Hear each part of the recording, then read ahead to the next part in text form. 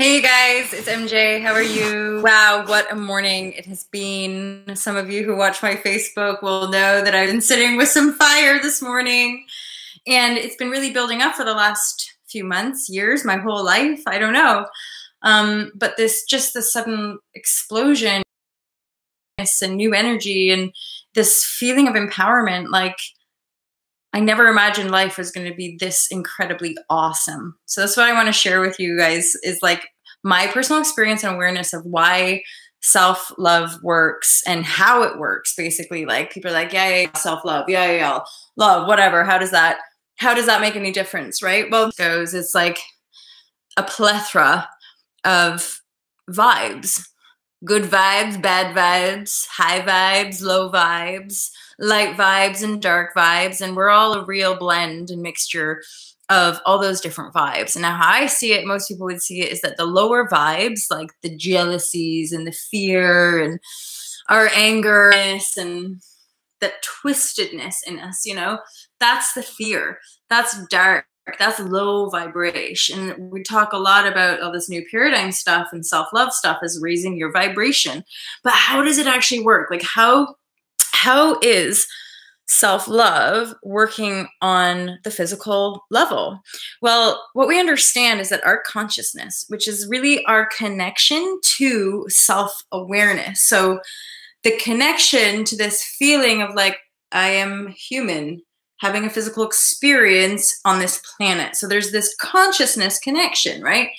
And once you start paying attention more to that consciousness connection, you'll realize that there's communication going on between your mental body and your physical body via your emotional body. So there's this sort of vehicle of our emotions taking us from the kind of our underlying core beliefs or underlying core energetic imprints into like this emotional awareness where we can be aware of the mental patterns that we're creating, the mental stories that we're projecting out into the world. So why or how is self-love really working? Well, by connecting to your divine spark or connecting to your consciousness, suddenly you can be aware again of that conversation. And what we understand is that if that conversation is low vibration, so if the way we're talking about ourselves or the way we're mentally talking about the world or the way we're talking about other people, if everything you feel and go through everyone else's fault and you're just blaming everybody and like, you feel like you're a victim of the world around you and all that kind of stuff, then ultimately you're just staying in that frequency. You're not taking responsibility for what you're thinking. You're not taking responsibility for what you're feeling. You're just playing the victim, and that's typically the systematic training. Like you have to work hard, you have to fit in or else you won't, right? And a lot of us, we try that and it becomes so desperate. We know we're going to die. So it's like, okay, I have to love myself. That's the only other option. Everything else is exhausted. Every pill, every doctor, every therapist has exhausted itself. So let's try what this self-love stuff does. And ultimately, my experience, like self-love, it's like every little emotional hit, every pattern that we hit up against. I mean, suffering pattern, obviously. Like every time we hit up against darkness, every time we hit up against pain, every time we hit up against something, instead of blaming the external world, we face the pain and we own it and we transform it. And then we are guided in a new direction.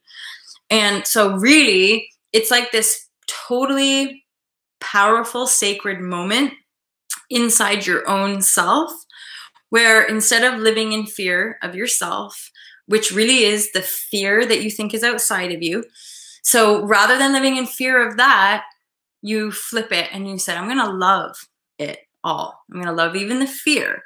And with that deep and profound commitment to love, you're going to be going to be set on a journey where you're basically going to have to transform everything inside of you that is fear-based, everything inside of you that's coming from separation, from disempowerment, from hatred, everything within you that's coming from a place of unworthiness.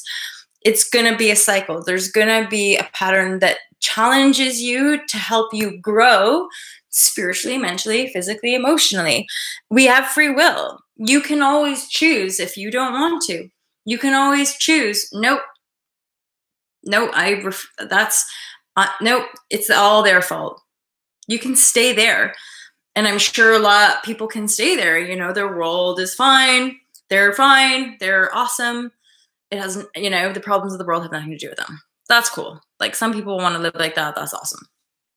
For those of us who are really, really here to see radical sweeping change in the world, we want to be shining love and light into the darkest areas of ourself, which is really the darkest area of our common humanity.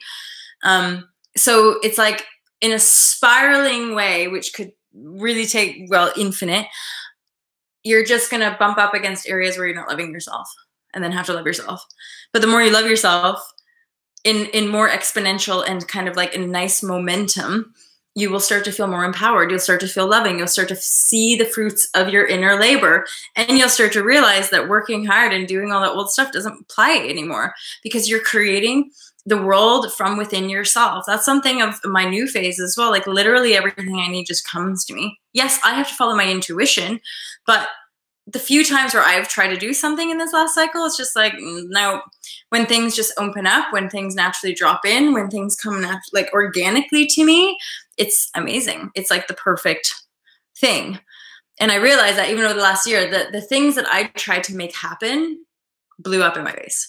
The things that just like dropped into my reality and I was like, oh, hello. Yes. That's been the juice. Those things that just dropped in are the things that are still with me now. The things that I tried to keep or tried to hold on to or tried to make happen, none of that. So now I'm just like, okay, just let love lead, let the heart lead, and stop thinking I know anything at all.